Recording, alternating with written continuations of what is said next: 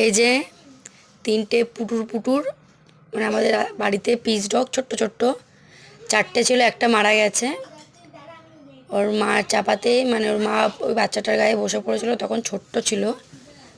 এখন এই তিনটে বড় হয়েছে, চোখগুলো ফুটেছে, কুরকুর কুরকুর করে বেড়াচ্ছে। এই যে, আর কি তিলক্ত গা। এই যে ওর মার কাছে আদর খাচ্ছে এসে, এই যে মার গিয়েতে উঠে মার কাছে এই যে আবার কি বলে, এখন ভাত খেতেও শিখেছে, একটু একটু ভাত খায়।